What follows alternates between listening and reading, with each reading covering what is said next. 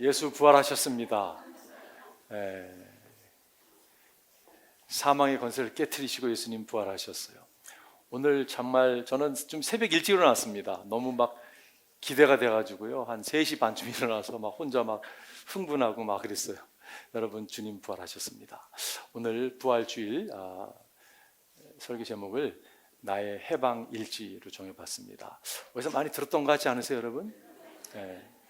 한 2년 전에 넷플릭스 방영되었던 드라마입니다. 저는 뭐 개인적으로 드라마를 이렇게 막 좋아하는 사람은 아닌데, 그래서 뭐 오징어 게임이 막 흥행할 때도 사실 아직까지 오징어 게임을 보지 않은 사람 중에 한 사람인데, 이 드라마를 보게 됐습니다. 나의 해방일지라고 하는, 여러분 아마 보신 분들은 기억할지 모르지만 이 내용이 이런 내용입니다. 매일 서울로 출퇴근을 하는 경기도의 이렇게 변두리, 약간 시골 같은 데 사는 3남매의 이야기입니다. 매일 반복되는 일상에 지루함을 느끼고 좀 해방됐으면 좋겠다 라고 하는 그런 이렇게 연출되는 그런 드라마입니다. 그리고 그 집에서 아마 새들어 사는지 하여간에 그 가까운 데 구씨라는, 기억나세요? 여성들은 기억나는 것 같아요. 그 여성 구씨의 매력에 빠져가지고 많은 분들이 좋아했는데, 여러분 그분은요 약간 미스터리한 사람입니다. 그런데 그는 확실한 것은 과거로부터 해방을 받고자 하는 그런 모습이 이렇게 드러났던 것 같습니다. 그래서 술로 과거를 지워버리고자 하는 그런 모습이 있습니다. 이 네 사람들의 특징이라고 얘기하면 미래를 바라보는 눈이요 그다지 아름답지는 않습니다. 미래에 내가 어떤 일을 할 것인가, 미래에 나는 어떤 사랑으로 갈 것인가에 대한 불확실한 그런 모습이 이렇게 드라마에서 연출된 것을 기억을 하고 있어요. 이 나의 해방일지가 적지 않은 사람에게 관심거리가 됐고, 이게 히트작이 된 이유 중에 하나는, 이 이야기는 우리들의 현실을 어떻게 보면 이야기해 주는 것이 아닌가 생각을 하게 돼요. 많은 사람들은 여러분 과거에 매여 살기도 하고, 현재에서 해방되고자 하고, 미래에 대한 불확실한 가운데 두려워하는 모습들이 있습니다. 그런데 예수 그리스도의 부활은 우리의 과거에서부터, 우리 현재로부터, 우리 미래로부터 여러분 해방시켜진 사건이 부활의 사건이에요. 과거의 죄로부터, 수치로부터, 현재의 불투명한 목적 없는 삶으로부터, 잘못된 것을 막 섬기며 살아가는 그 삶으로부터, 미래의 불투명한 두려움으로부터 우리를 해방시켜준 사건이 부활의 사건이에요. 그 이야기를 오늘 여러분과 좀 나누고 싶습니다. 과거를 한번 생각해 보십시오. 부활은 우리를 과거의 죄로부터 해방시켜 주셨습니다. 과거 없는 분 계세요? 과거 없는 사람이 오늘 어떻게 현재에 존재할 수 있겠어요? 그죠? 모든 사람은 과거가 있습니다. 근데 과거를 돌아보니까 참 부끄러운 모습이 우리의 인생일 수가 있습니다. 아니, 인생이죠. 부끄럽고 수치스럽기도 하고, 죄 가운데 살았던, 정말 다른 사람이 알면 이건 너무 부끄러운 일이야 라고 여길 수 있는 수많은 여러분 과거가 있는 것이 우리들의 모습이에요. 근데 여러분, 예수님께서 십자가에서 우리의 모든 죄악을 담당하시고 죽으셨어요. 주님이 죽고서 주님은 부활하셨습니다. 예수님이 만약에 죽고 그냥 죽으셨으면요, 부활하지 않았으면 당신의 죄 때문에 죽었다라고 여러분 여길 것이에요. 그러나 예수님은 죄 없는 분이신데 우리를 대속해서 그분이 죽으셨어요. 대신 지불하신 거잖아요, 그죠? 죽으시고 그분은 부활하셨습니다. 말씀하신 대로 그분은 부활하셨어요. 그래서 여러분과 저의 과거의 죄로부터 우리는 해방된 사람이에요. 여러분과 저는 해방된 사람이에요. 에베소 1장 7절에 보면 우리는 그 아들 안에서 하나님의 풍성한 은혜를 따라, 이것은 하나님의 은혜예요. 그 피로 구속 곧 죄 용서를 받게 되었습니다. 이 구속이라고 하는 리뎀션이라고 하는 단어, 리딤했다는 단어는 어떤 뜻이냐면요, 여러분과 제가 포로였어요. 제 전쟁 포로였는데, 그래서 죽을 수밖에 없는 상황에 처해져 있는데 누군가가 지불을 하고 값을 치르고 건져왔다, 사왔다라는 뜻이에요. 여러분과 제가 노예였어요. 노예. 여러분, 예수님 시대에 많은 노예들이 있었습니다. 그 노예로 노예 시장에 팔려진 바 되었는데 누군가가 지불을 하고 여러분과 저를 노예 시장에서 사왔다라는 의미가 바로 이 의미예요. 여러분, 이거 많이 보지 않으셨어요? 요즘은 잘 이런 거 안 보는 것 같아요. 그죠? Paid in full. 주님께서 모든 것을 값을 다 치러주신 거예요. 100% 치러주신 거예요. 이 값을 치렀다는 표현이 예수님이 십자가에서 동일한 표현을 하셨습니다. 어떤 표현인지 여러분 기억나시죠? 테텔레스타이라고 하는 헬라어예요. 테텔레스타이. It is finished. 다 이루었다라는 표현이에요. 뭘 이루었습니까? 우리를 향한 구원의 계획, 우리의 죄를 위해 대신 죽으실 그 계획을요, 당신이 다 이루었다라는 이야기예요. Paid in full. 주님께서 구속자가 되셨습니다. 여러분과 저를 위해서 모든 죄값을 다 지불했어요. 여러분, 그렇기 때문에 여러분 지불하지 않으셔도 돼요. 우리는 어떠한 정말 망측한 죄를 졌다 할지라도, 정말 떠오르기도 정말 입에 담을만, 생각에 담기도 두려운 그런 죄를 범했다 하더라도 여러분과 저는 해방된 사람이에요. 여러분, 인간만이 죄책감을 가지고 살아갑니다. 여러분, 애완견들이 뭐 죄책감 갖고 있는 거 보셨어요? 없잖아요. 그죠? 인간만이 죄책감을 가지고 살아가고 있어요. 어느 한 노인이 40년 동안 해결하지 못했던, 너무 괴로워서 해결하지 못했던 걸 가지고 자수를 합니다. 어떤 일이었냐면요, 40년 전에 한참 일할 나이에 일하다가 회사 돈을 횡령을 했습니다. 그리고 아무도 몰랐어요. 여러분, 그냥 무덤으로 가도 아무도 못 올 일이었습니다. 그런데 이분은 알잖아요. 그죠? 너무 힘든 거예요. 너무 힘들어서 담고 살다가 도저히 내가 이렇게 죽을 수 없다 싶어가지고요, 그거를 가지고 자백을 하고 자수를 했어요. 그랬더니 그 재판관이 간용을 베풉니다. 벌금 안 내셔도 돼요. 그랬는데 노인이 되라서 이 청각이 좀 약해졌어요. 뭐라고요? 약해진 육체를 가지고, 그러나 속은 지난 40년 동안 썩어 들어갔던 것이에요. 그 중압감에 눌렸던 그러한 모습. 여러분, 혹시 우리 가운데 다른 사람의 죄는 용서하는 것이 이해가 되는데 내 죄만큼은 아닐 거라고 생각하는 분 계세요? 철저하게 잘못 이해하고 있는 것입니다. 여러분, 주님께서 paid in full, 십자가에서 우리의 모든 죄를 다 짊어지고 죽으셨어요. 그래서 여러분, 사도 바울은 이렇게 선포합니다. 그러므로 그리스도 예수 안에 있는 사람들은 정죄를 받지 않습니다. 그리스도 예수 안에 있기 때문에, 그 부활하신 예수를 내가 믿고, 나라의 죄를 위해 십자가에 못 박힌 예수를 내가 믿고 받아들일 때 여러분과 저는 각오해서 해방된 사람들이에요. 두 번째는요, 부활은 우리의 현재 잘못된 정체성으로부터 해방시켜 주셨습니다. 제가 잘못된 정체성이라는 표현을 썼습니다. 정체성이라는 것, 여러분, 제가 요즘에 그걸 많이 묵상하게 되어서 오늘 특별히 이 포인트를 썼는데요, 정체성은요, 우리의 가치관과 맞물려 나타납니다. 이런 거예요. 여러분, 삶에 무엇이 가장 중요합니까? 라고 질문을 하잖아요. 그 질문의 답이 여러분의 정체성이에요. 여러분이 부인하건 부인하지 않건 그 여러분의 정체성입니다. 저희 삶에요, 그래도 물질이 가장 중요합니다. 그게요, 겉으로는 표현 그렇게 안 할지 모르지만 그걸 속으로 가득 믿고 있습니다. 그러면요, 그게 여러분이에요. 그게 우리 정체성이에요. 적지 않은 한국 부모님들이 자녀에게 정체성을 심고 가는 분들이 있습니다. 자녀의 성공이 내 성공이고 자녀의 잘됨이 내 잘됨이라고 여기죠.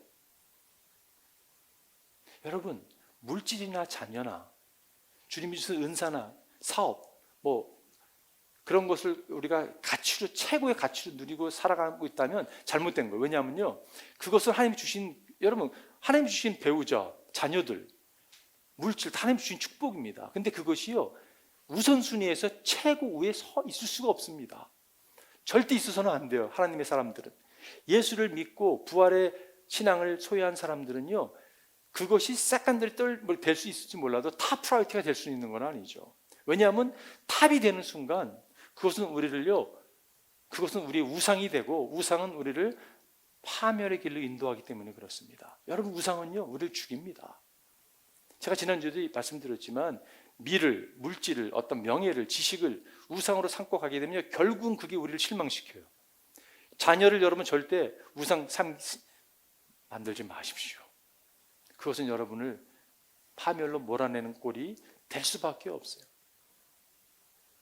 여러분은 무엇을 가장 큰 가치로 여기십니까? 사도 바울은 이렇게 고백했어요. 나는 내게 이루었던 것은 무엇이든지 그리스도 때문에 해로운 것을 여기게 되었습니다.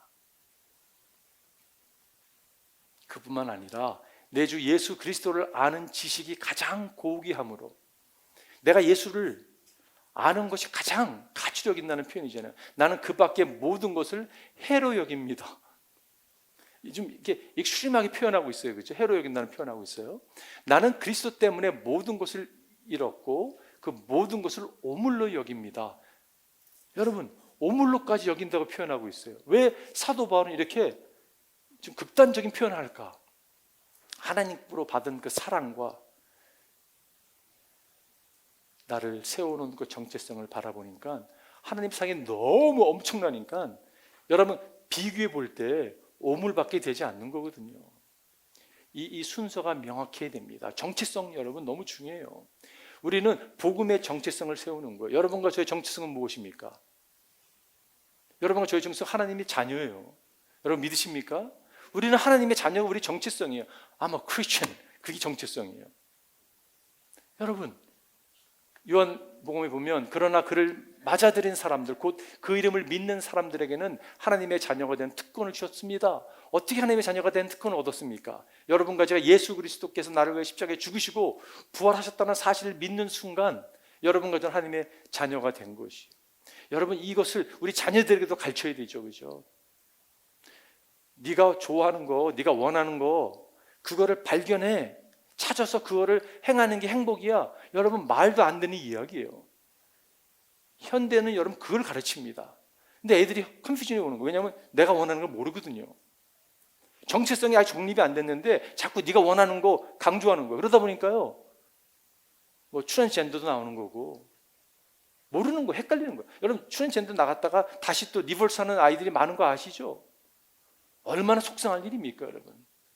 우리의 정체성은 하나님의 말씀에 있는 것이에요. 여러분, 신앙인도 조심해야 됩니다. 신앙인도 이런 정체성을 가질 수가 있어요. 종교인의 정체성을 가질 수가 있습니다. 이런 거예요. 자, 예를 한번 들어보겠습니다. 미국의 한 작은 마을에서 일어났던 일입니다. 젊은 가정에, 크리스찬 가정에 아이가 셋이 물에 빠져 죽게 됐어요. 그랬더니요, 사람들이 이 사람 이걸 어떻게 이 어려움을 이겨낼 수 있을까 궁금해했습니다. 그런데 이 젊은 커플이요, 잘 이겨냈습니다. 믿음으로 이겨냈어요. 그리고 10년이 지났습니다. 그런데 10년을 지나는 가운데 젊은 부부였기 때문에 아이 셋을 또 얻게 됩니다. 그리고 이렇게 잘 살아가는 것처럼 눈에 보였어요. 근데 어느 날 이 아빠가 목사님을 찾아갑니다. 그래서 목사님께 자신의 상태를 이렇게 아뢰는 거예요.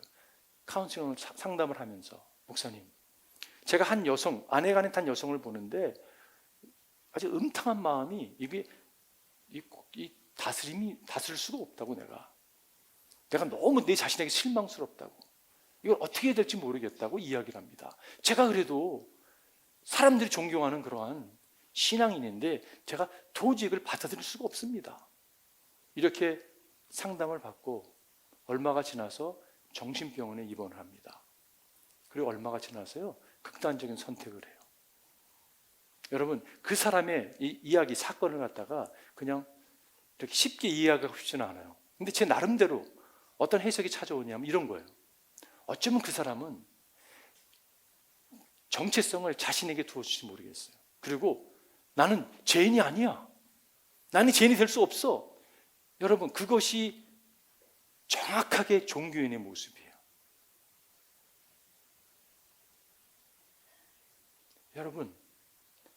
여러분과 제가 신앙인이 되는 것은 철저하게 한 가지, 우리는 타락한 구제불능의 사람들입니다. 그렇기 때문에 당신의 은혜가 필요합니다. 십자가의 능력이 필요하고 부활의 능력이 필요합니다. 이거를 고백하는 사람이 하나님의 자녀잖아요, 그죠?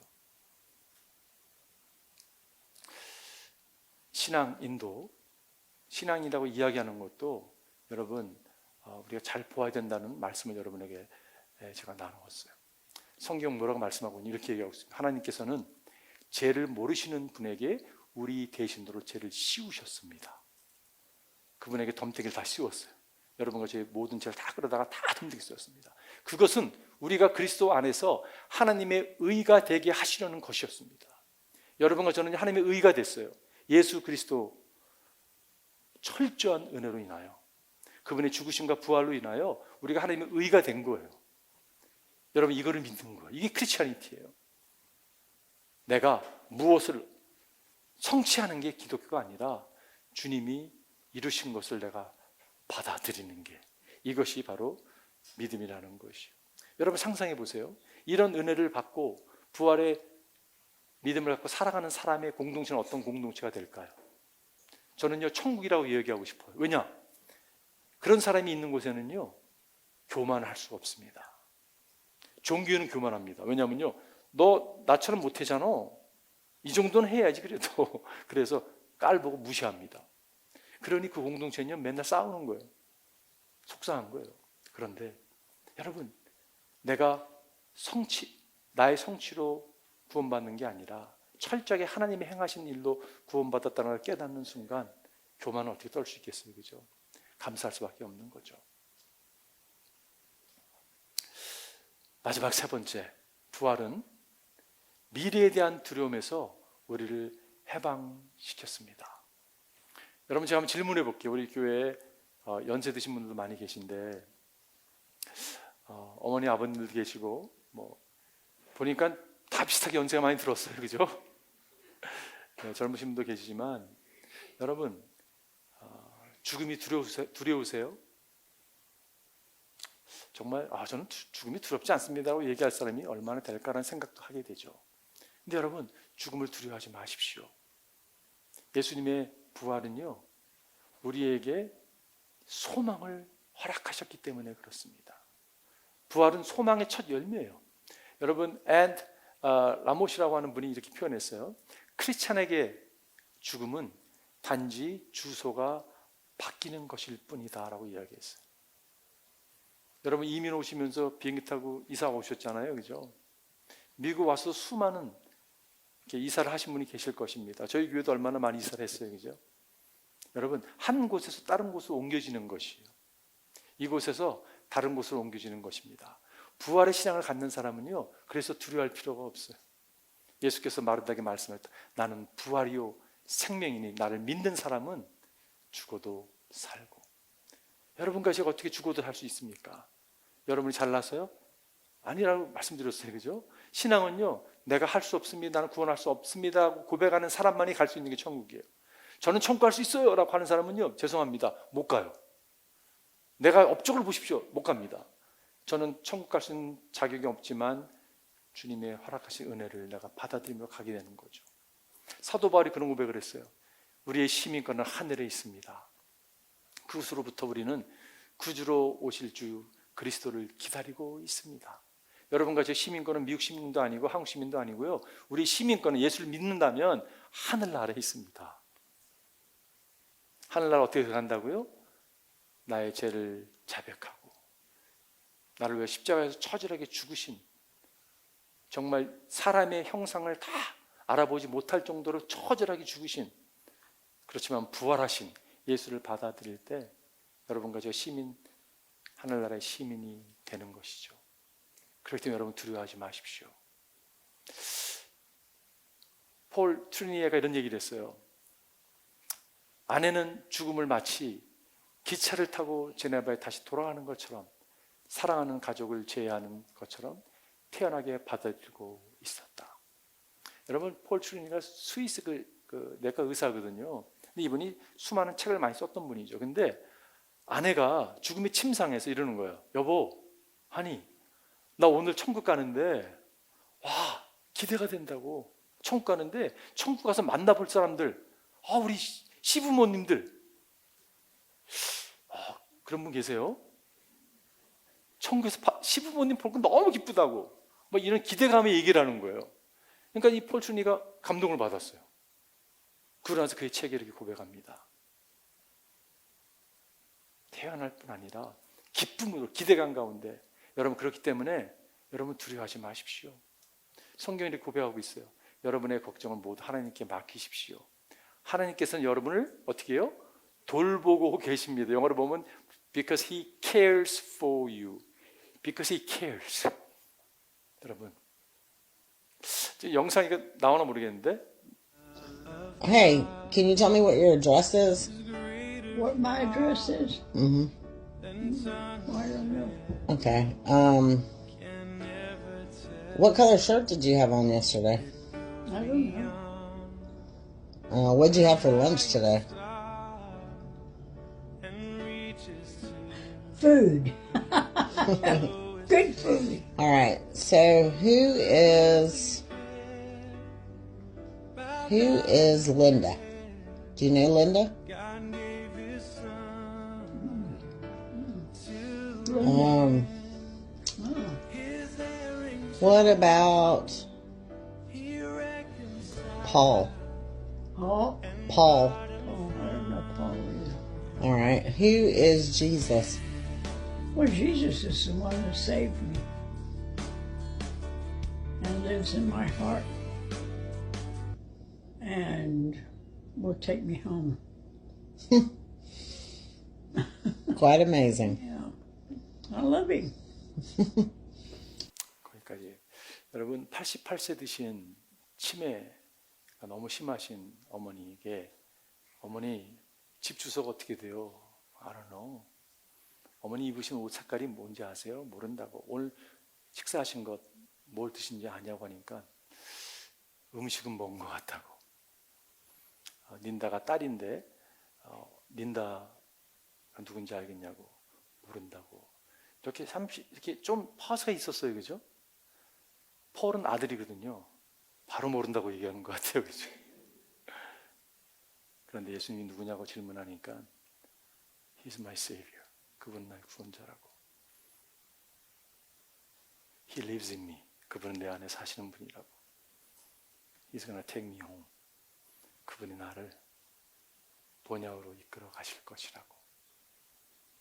네, 여러분, 우리 가운데 노화되면서 치매기가 찾아올 수도 있습니다. 어쩌면요, 치매가 너무 심해서 예수님이 누구라고 질문할 때 모른다고 이야기할 수도 있을 걸지 모르겠어요. 그렇지만 주님은 여러분과 저를 아세요, 그렇죠? 우리가 삶을 주님께 드렸다면 주님은 여러분과 저를 아십니다. 여러분 두려워하지 마십시오. 여러분과 제가 잘나서가 아니라 우리가 부활의 신앙을 붙들었기 때문에 우리의 미래는 스큐한 것이에요. 제가 오늘 한 코테이션, 팀 켈러 목사님 코테이션으로 오늘 설교를 마치고자 합니다. 기독교 교회의 탄생에 있어 역사적으로 가능한 대책 설명은 부활에 없다. 여러분, 부활이 있지 않았으면 교회는 존재하지 않습니다.